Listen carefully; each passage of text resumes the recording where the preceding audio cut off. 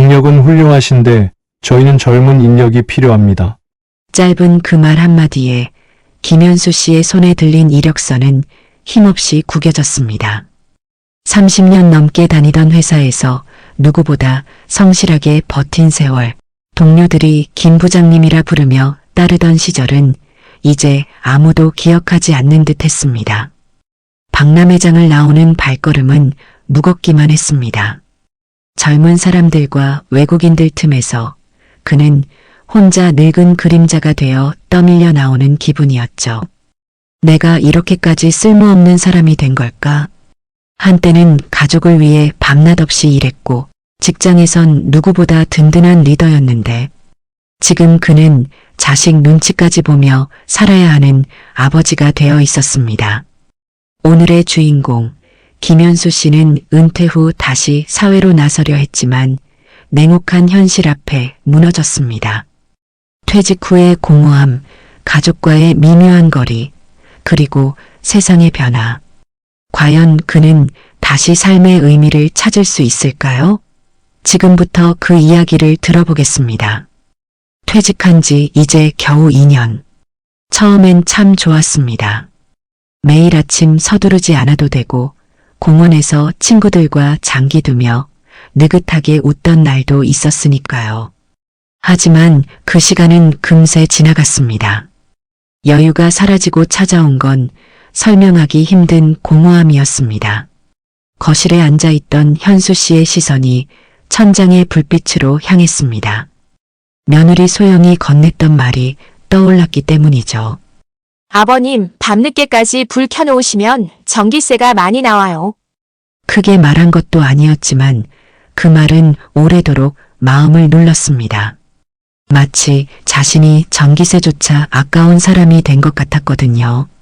아들 성주는 늘 피곤한 얼굴이었습니다. 늦게 들어와선 휴대폰만 만지다 잠드는 날이 많았죠. 그래서 현수 씨는 하고 싶은 말이 있어도 삼켰습니다. 한때는 집안의 중심이던 자신이 이제는 대화조차 조심스러운 존재가 된 겁니다. 창밖으로는 젊은 사람들 발걸음이 분주히 오갔습니다. 현수 씨는 그 모습들을 바라보며 속으로 중얼거렸습니다. 나도 아직 할 수 있지 않을까? 늦지 않았을 거야. 서류함 속에 넣어둔 오래된 이력서를 꺼내 들었습니다.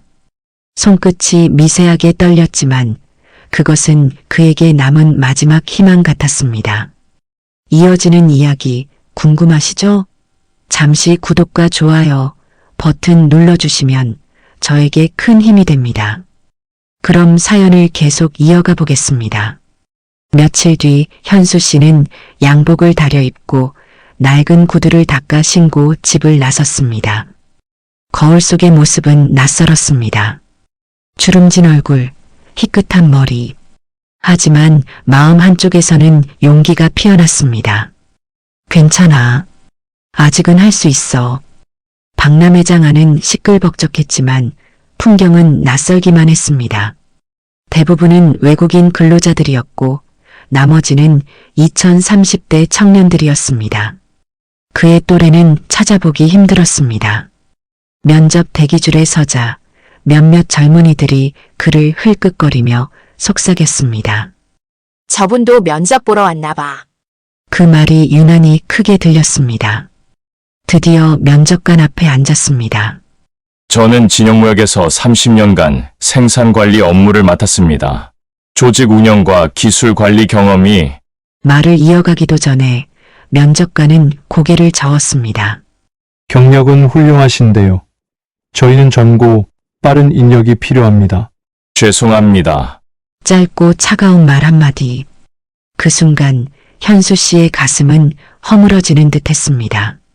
손에 든 이력서는 힘없이 늘어졌고 바깥 바람은 그 어느 때보다 차갑게 스며들었습니다. 그날 밤 아들 방 앞에 서 있던 현수 씨는 안에서 흘러나오는 대화를 듣고 말았습니다. 여보, 아버지 또 취업 박람회 갔다 오셨대. 저 연세에 무슨 일을 하시겠다고. 그러게, 괜히 무리하시다가 쓰러지실까 걱정이야. 아들의 목소리는 걱정이었지만 현수 씨에게는 다르게 다가왔습니다. 내가 짐이구나. 필요 없는 존재가 된 거구나. 그는 방에 들어가지 못한 채 거실로 돌아와 어둠 속에 한참 앉아 있었습니다. 서러움, 자책, 그리고 포기하고 싶은 마음까지. 하지만 그의 눈길은 다시 책상 위 이력서에 멈췄습니다. 아니야. 내가 살아온 세월은 헛되지 않아. 나를 필요로 하는 곳이 분명 있을 거야. 그는 밤새 이력서를 고치며 다시 희망을 붙잡았습니다.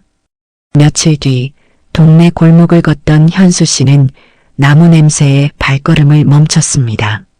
작은 목공 공방 안에서 젊은 사장이 외국인 근로자들과 함께 일하고 있었습니다.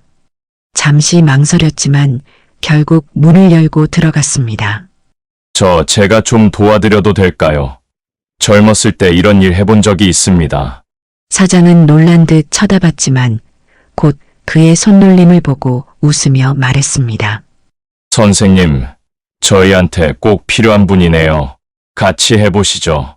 그 순간 현수 씨의 가슴은 오랜만에 뜨겁게 뛰었습니다. 돈보다 값진 무언가 다시 필요로 되는 사람이 된다는 자부심이었습니다. 여러분, 이 사연 들어보니 좀 짠하죠? 퇴직 이후의 삶은 누구에게나 낯설고 두렵습니다. 하지만 세상이 변해도 우리가 살아온 세월과 경험은 결코 사라지지 않습니다. 작은 용기 하나가 새로운 길을 열어줄 수도 있습니다. 한때는 집안의 가장이었고 직장에서 존경받던 사람이었습니다. 그러나 퇴직 후 무너졌던 그는 결국 다시 일어섭니다. 동산재기의 힘을 보여준 한 아버지의 사연을 함께 하세요. 김현수 씨처럼 말입니다. 오늘의 사자성어는 동산재기로 하겠습니다. 여기까지 오늘 이야기는 끝입니다. 여러분의 생각은 어떠신가요? 댓글에 남겨주세요.